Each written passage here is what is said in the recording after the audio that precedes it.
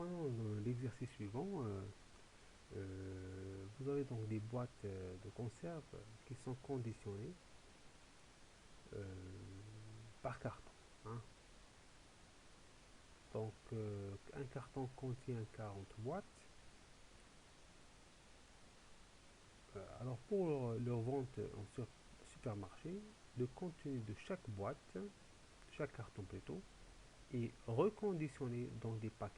Comme vous pouvez le voir, des paquets en bleu. En tout, il y a 8 paquets. Si le carton contenait 4 boîtes défectueuses, alors si ce carton donc, on contient 4 boîtes qui sont défectueuses, trouvez la probabilité qu'un paquet de 5 boîtes pris au hasard contienne X boîtes défectueuses. D'accord? Alors, si vous avez maintenant un paquet, donc un carton qui contient 40 boîtes, on veut tirer un paquet. Un paquet, donc c'est 5 boîtes, c'est-à-dire on va tirer 5 boîtes parmi les 40. Quelle est maintenant la probabilité que ce paquet-là contient des boîtes défectueuses? Alors, sachant qu'on a en tout 4 boîtes défectueuses. Donc, le X est là que nous avons euh, donc, des boîtes défectueuses. Donc, les boîtes défectueuses donc, peuvent varier donc, de 0 jusqu'à 4. C'est ce qui est normal. La boîte, ce paquet-là donc, peut contenir soit aucune boîte défectueuse, soit une boîte jusqu'à 2 ou 3 ou 4 boîtes. Donc c'est logique que pour obtenir une boîte, un paquet donc, qui contient 4 boîtes défectueuses, aura une probabilité très très très faible. D'accord? Ou, d'accord, et, ou si on veut déterminer la probabilité d'un paquet qui contient zéro, aucune boîte, on aura une probabilité un peu plus forte, un peu plus grande que 4 boîtes défectueuses d'un coup. Alors, comment peut-on résoudre ce problème-là? Donc, on doit le résoudre par étapes. En tout, nous avons donc, premièrement, nous avons en tout ce qu'on appelle n, donc c'est un paramètre de population, donc on a donc ce qu'on appelle, c'est le nombre total des boîtes. D'accord? Nous, on va tirer 5 boîtes. Donc, 5 boîtes à la fois, d'accord? Ou un par un sont remis, d'accord? Ça revient à la même chose. Et on va voir donc le type de paramètres que nous aurons ici, d'accord? On va voir le type de probabilité que nous aurons. Donc nous aurons, alors revenons donc au problème. Donc qu'est-ce qu'on peut voir? Que premièrement, les boîtes sont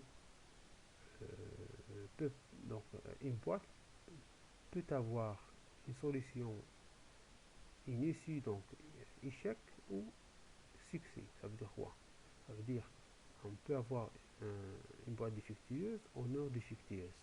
D'accord? Donc là, une boîte répond à une expérience de Bernoulli. D'accord? Comme on a une boîte, donc ça répond à combien? À plusieurs, comment dirais-je, plusieurs expériences de Bernoulli. Maintenant, on va voir la liaison entre les boîtes. Est-ce qu'il y a une liaison ou non? Est-ce qu'ils sont dépendants ou non? S'ils sont dépendants, on va dire que c'est une loi hypergéométrique. S'ils ne sont pas indépendants, s'ils ne sont pas dépendants, ça veut dire qu'ils sont indépendants, donc c'est une loi binomiale. Donc, donc lorsqu'on va tirer nous 5 boîtes parmi les 40, d'accord? Alors, dans les 5 boîtes là que nous avons, la probabilité donc que la première boîte tirée, elle aura une, donc on va dire, elle aura une chance de, par exemple la première, elle peut avoir, elle peut être, on va dire, une boîte défectueuse, donc elle aura une chance de 4 sur 4 sur 4 sur 40, qu'elle soit défectueuse. Supposons qu'elle est défectueuse. La deuxième boule qui sera tirée sont remises. Elle aura ou à la fois. Donc, elle aura une probabilité moins que ça. Donc, elle aura plutôt 3 sur 39. D'accord. Vous voyez, donc on aura, donc, vous voyez, donc la deuxième boîte tirée, elle dépend directement de la première. Donc, ils sont dépendants. Si par exemple la première boule n'est pas défectueuse, donc, vous voyez, donc, si on veut tirer la deuxième, donc elle aura quoi? 4 boules sur 39, sachant que la première boule, elle a été déjà tirée, elle n'est pas défectueuse.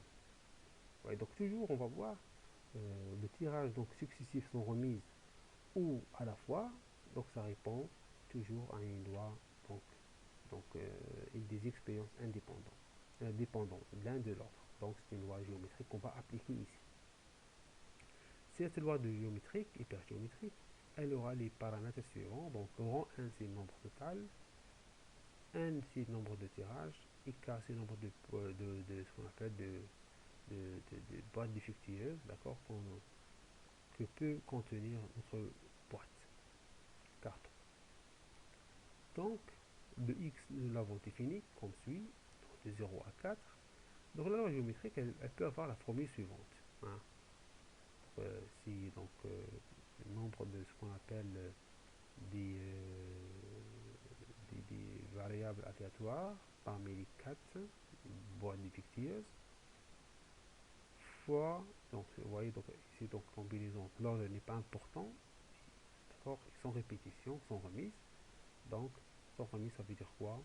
Ça veut dire on va tirer donc le reste. Donc, si on a tiré une boule ici, X, boîte défectueuse, donc ça va être réduit. Donc, il nous reste deux boules, une boule moins X, donc boule, parmi 40 total moins K, nombre de boules existants, donc nombre de boules défectueuses.